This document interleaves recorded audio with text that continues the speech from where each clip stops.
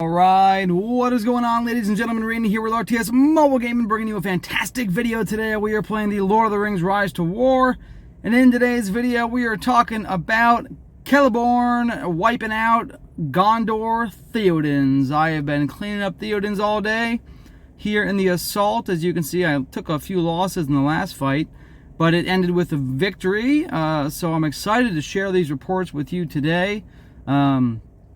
I am really loving Celeborn. So just so you guys are aware, right, obviously the Swan Knight combination from Gondor compared with, and by this ended in a victory, by the way, this draw.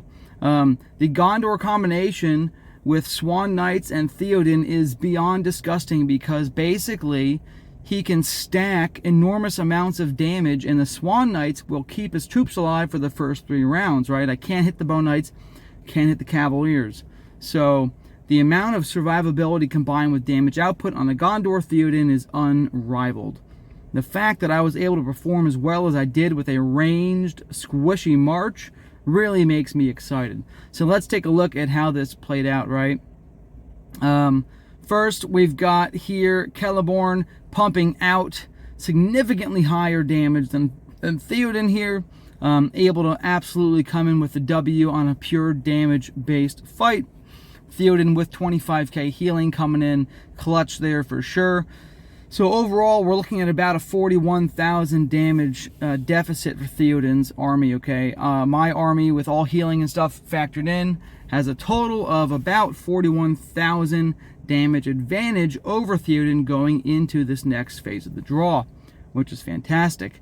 Here in the next phase of the draw, right, the Swan Knights are dead. I just completely shred the rest of his units.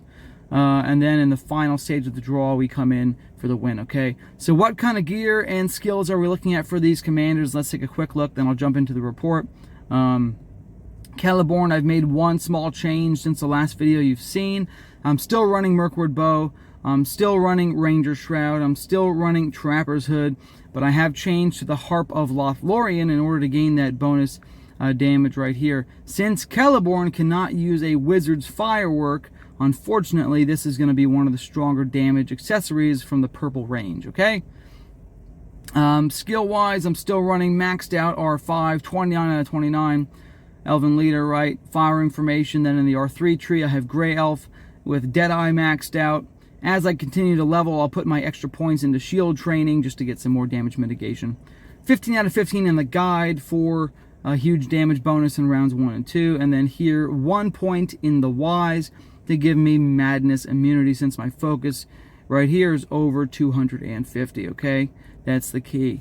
For the Theoden build, right, obviously he's not the most geared Theoden. He still has decent gears, got some 5-star purples mixed in there. The build is relatively solid. He's got his R5 tree with Horsemaster. He's got Chaotic Retreat. On the R0 tree, he's got Hiram, and he has Riding Excellence. So he has pretty much the standard Theoden setup here. And the R3 tree for the heal, combined with Mounted Combat for some added damage, okay? He is running a primarily Cavalier focused damage build, it looks like here. He's also got the Bow Knights in here for some more added damage. They're going to deal a lot of his damage. And then, like I said, the Swan Knights are just disgustingly tanky. Therefore, they are able to keep his march alive, all right? How did the units actually perform, right? My Marchwardens slapped him in the face for 228,000 damage. I'll show you a report in a minute where I was actually over 300,000 damage. It was crazy. And here you can see his Cavaliers slightly edged out his Bow Knights, just due to the fact that he had, 3 additional command worth of Cavaliers compared to the Bow Knights, okay?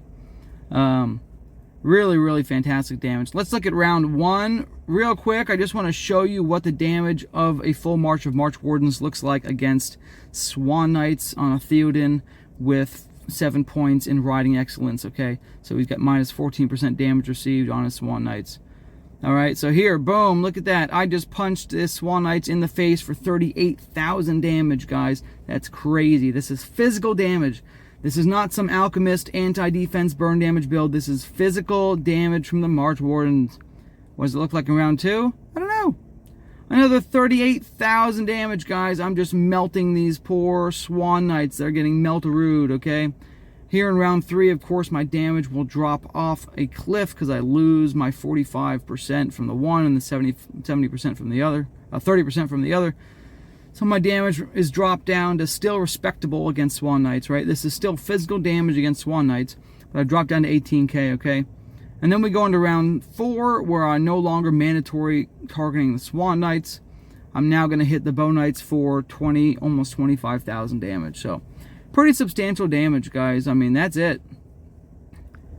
You can see the Bow Knights here, 1,285 Bow Knights, right? Attacked my Marchwardens for 13k damage.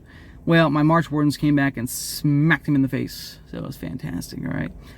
Let's spend 5 seconds on this other report just to show you the pure damage power. Hang on.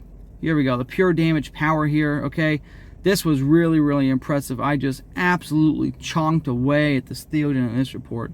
This guy's a little bit less, a little bit better geared, but slightly less optimized skills, okay? Obviously, we don't like the fact that he only has 8 points in Rohirrim, but the rest of his build looks fairly standard. Running the same unit combination almost, right? He's got the Swan Knights, he's got the Bow Knights, and he actually is running some Cataphracts, so he's very tanky. His build here is very, very tanky with low damage output, okay? Which is seen, right? He has very little damage output. Only his Bow Knights dealt any damage, okay? As you can see. And they dealt very little damage since I murdered them very quickly, okay? My Marchwardens, 325,000 damage, guys. This is physical damage against the Theoden full of Cataphracts and Swan Knights. Are you kidding me? Crazy. Crazy damage output. Let's just look at rounds 1 and 2 and 3, and then I'm going to end this video. I'm loving Celeborn. This is, oh, here's a double strike. That probably hurt pretty good. I'm loving Celeborn, guys. He's so much fun. Like I said, this tanky Theoden combination is one of the tougher combinations to fight, just because his sheer damage is so high, and his tankiness and healing is also astronomical. Theoden's one of the most OP, if not the most OP tier 2 commander in the game, so I enjoy the fact that I'm able to smack him down with my Celeborn. Oh yeah, so Swan Knights are dead there in round 2. Going into round 3, I have a full march of Marchwardens hitting the Bow Knights for 26,000. Another double strike there. Finally, the Elven leader coming in clutch. I didn't get a single proc in the last fight. So, very nice. I mean, this is how we roll, guys. Pure damage output. Celeborn, folks. I love you long time. Like and sub. Randy out. Yes! Oh, we have a lot of Elite-based videos coming up very soon, so get excited for that. The Elites are awesome in Season 5. Here we go.